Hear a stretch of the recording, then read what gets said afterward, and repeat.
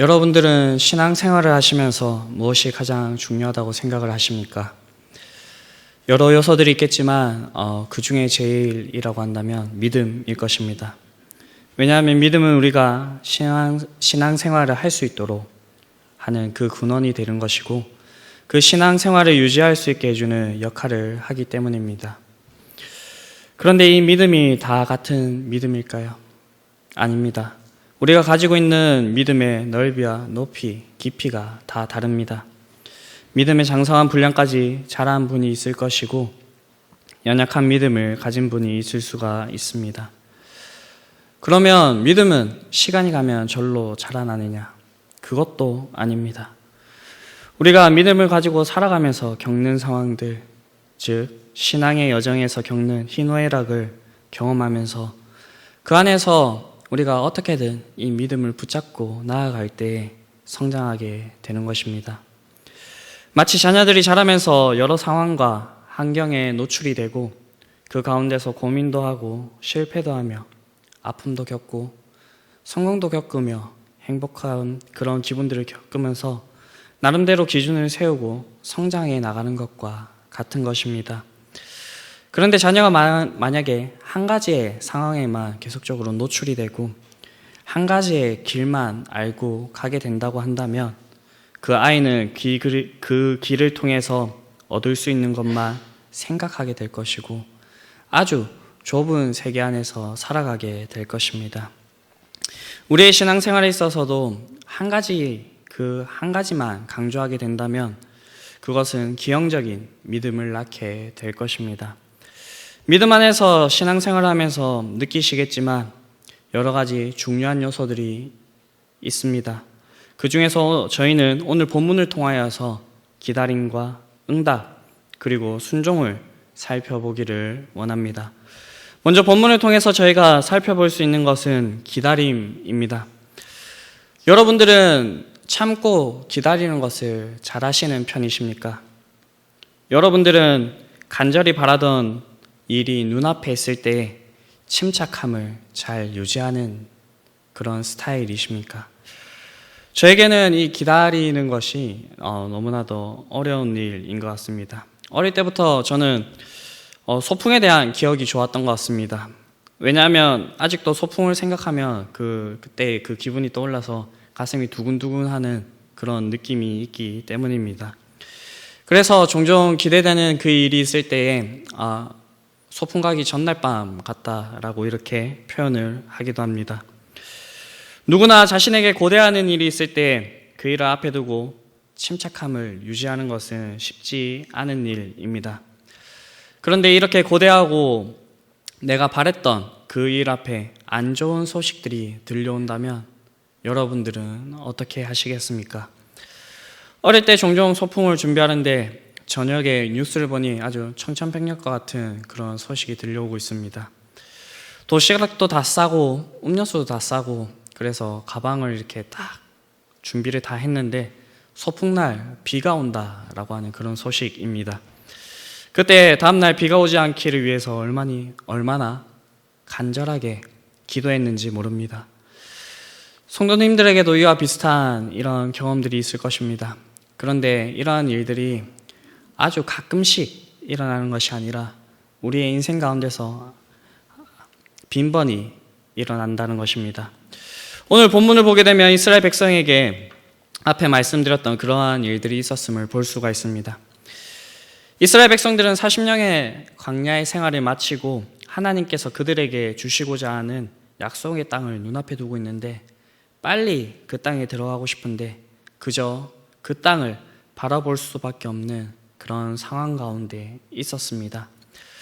그런데 이것이 하나님께서 인도하신 상황이라는 것입니다. 이런 상황 가운데서 여러분들은 어떻게 하시겠습니까? 이런 상황이 잘 이해가 되십니까?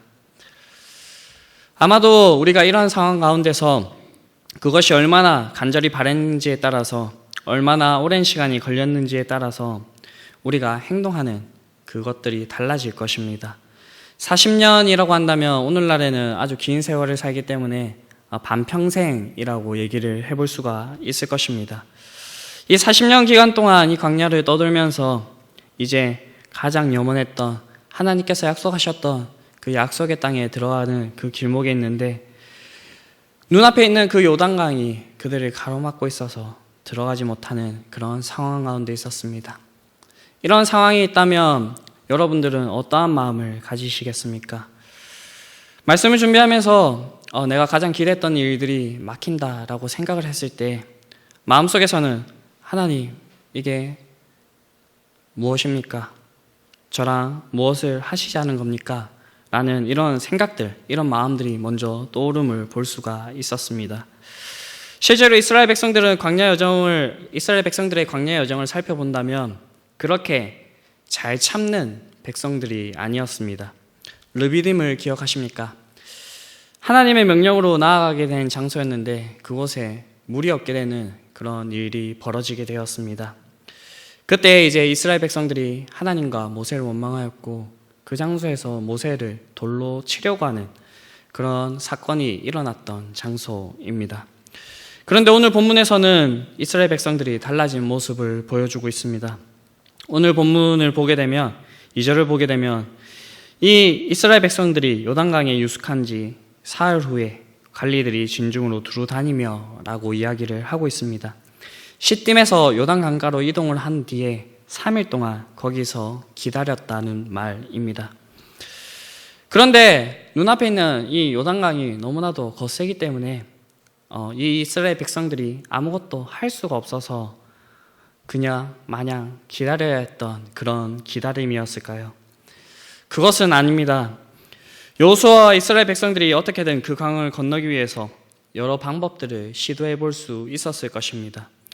여호수아가 이스라엘 백성들에게 뗏목을 만들기 위해서 나무를 헤어라, 지형을 잘 아는 사람들을 뽑아서 어디로 건너는 것이 가장 효율적일까? 아니면 똑똑한 사람들을 불러다가 이 방법을 어떻게 타개해 나갈까? 이런 전략 회의를 할 수도 있었습니다. 그런데 오늘 본문의 말씀을 보게 되면 그러한 내용들을 전혀 이야기하지 않고 있습니다. 그저 기다리고 있습니다. 그런데 이 기다림이 중요한 것은 이 기다림이 하나님만을 의지하는 그런 기다림이었다는 것입니다. 오늘 본문의 5절에 보게 되면 여호수아가 백성들에게 성결케 하라라고 하는 명령을 내리고 있음을 볼 수가 있습니다.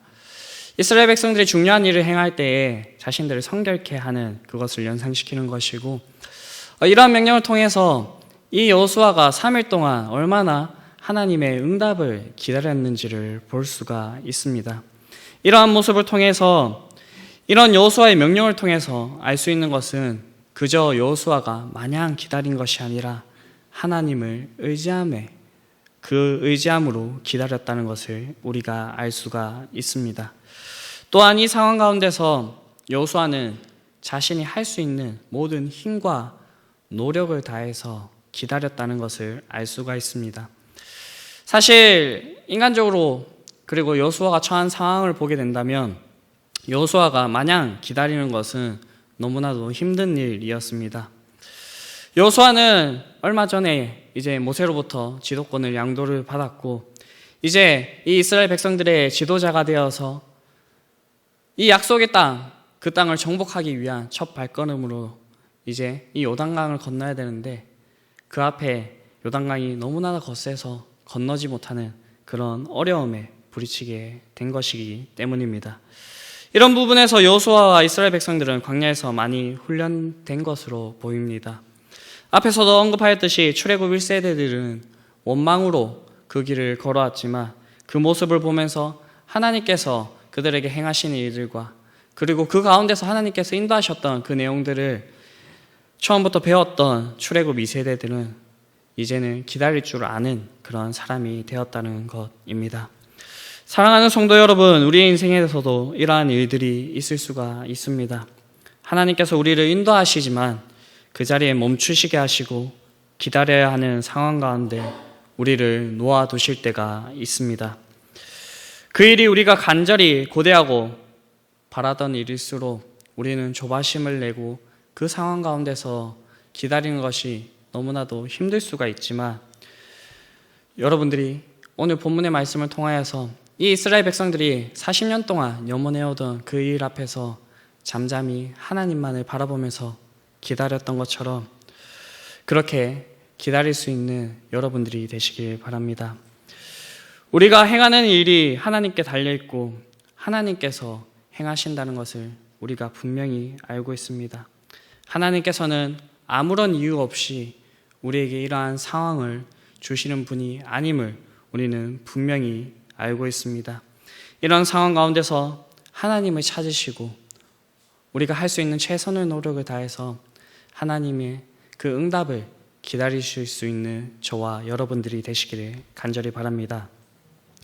다음으로 저희가 본문을 통해서 볼 수 있는 것은 온전한 기다림을 이룰 때에 하나님께서 응답하신다는 것입니다. 이런 기다림 끝에는 하나님의 응답이 있었습니다. 여러분들 인생 가운데서도 수많은 하나님의 응답이 있을 것입니다. 성도님들과 신방을 다니다 보면, 그리고 MT 일정으로 같이 다니다 보면 종종 성도님들께서 간증의 말씀들을 해주실 때가 있습니다. 하나님께서 어떻게 인도하셨는지를, 하나님께서 어떻게 응답해 주셨는지를. 오늘 본문에서도 3일의 기다림 끝에 하나님께서 이 이스라엘 백성들에게 응답을 하셨습니다. 요단강을 건너게 해주겠다는 말씀을 하셨습니다. 그런데 이 요단강을 건너게 하시겠다는 방법이 좀 이상합니다. 본문에서 표현하게 있기를 15절입니다. 이 이스라엘 백성들이 요단강에 도착하였을 때는 요단이 곡식 거두는 시기에 항상 언덕이 넘쳤더라 라고 표현을 하고 있습니다.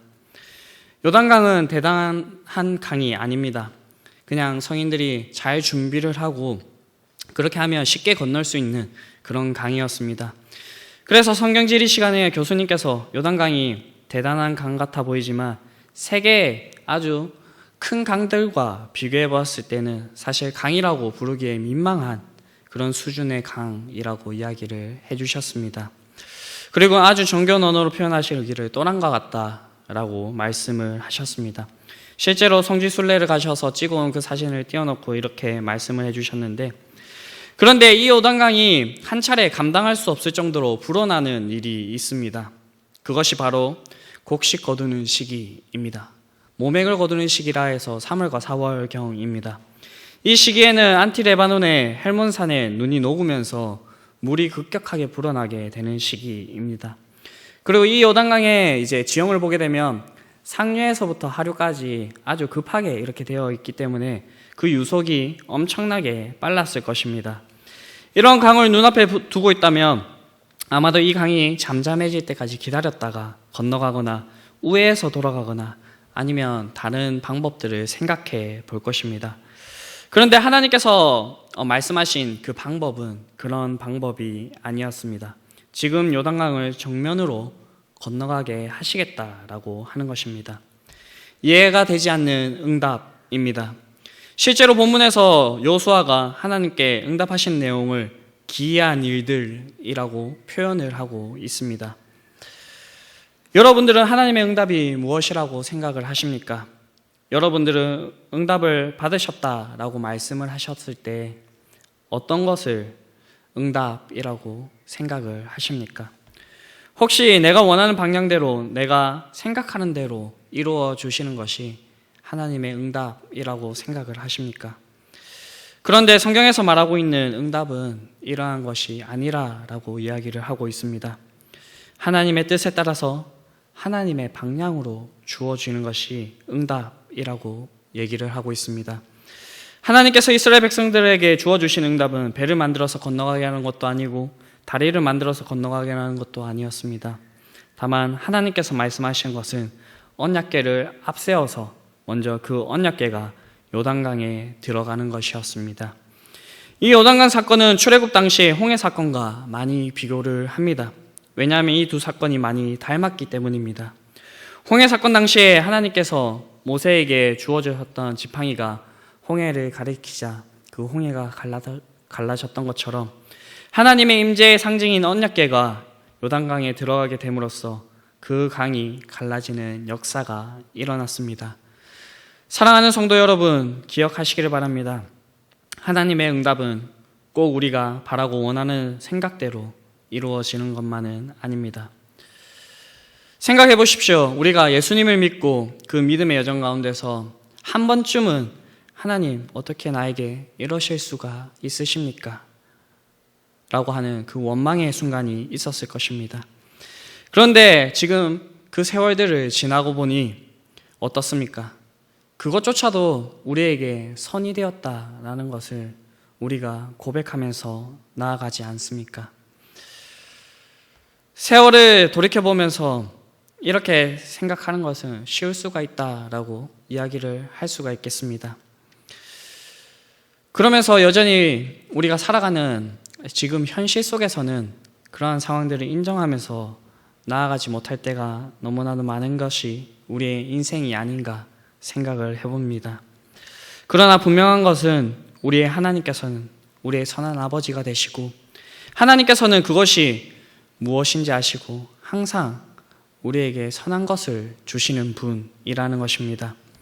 그것이 우리가 느끼기에 좋게 느끼든지 아니면 그것이 우리에게 고통으로 다가오든지 분명한 것은 하나님께서 주시는 것은 우리에게 항상 선하다라는 것입니다. 이 사실을 믿으시길 바랍니다. 저희가 본문을 통하여서 살펴볼 마지막은 순종입니다.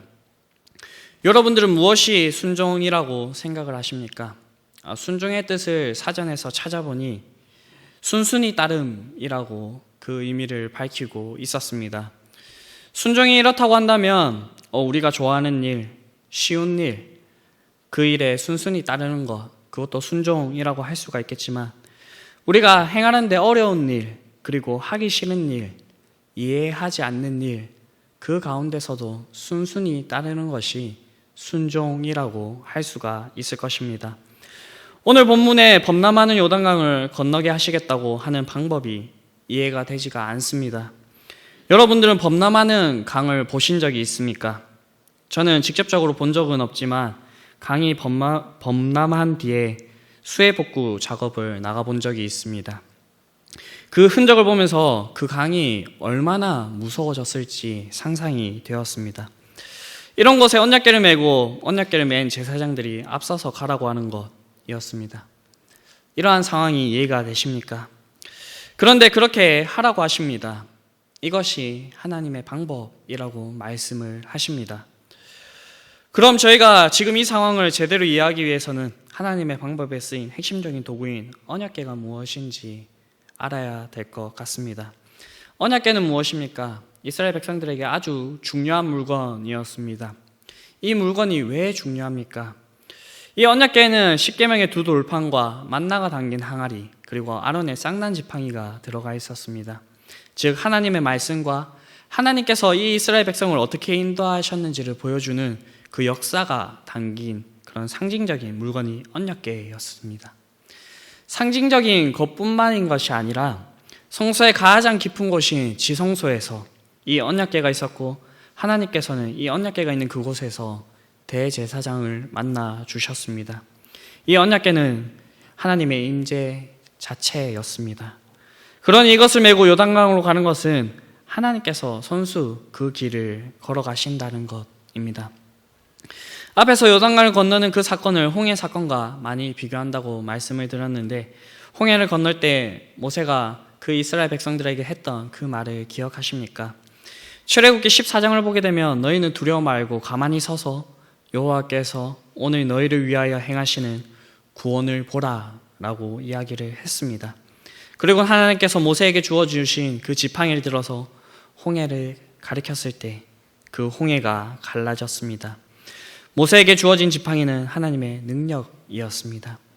하나님께서는 언약궤와 백성들 간의 거리를 2000규빗 정도 띄우라고 말씀을 하고 있습니다. 이 거리를 미터로 계산을 해보면 912m 정도가 되는 것입니다. 이렇게 하신 이유는 이 언약궤가 요단강으로 들어가는 모습을 모든 백성들이 볼 수 있게 하기 위함입니다. 마치 홍해에서 하나님께서 홍해를 갈라서 그들을 구원하셨던 것처럼 그들의 길을 열어주시는 것을 이 백성들에게 친히 보여주시기를 원하셨다는 것입니다.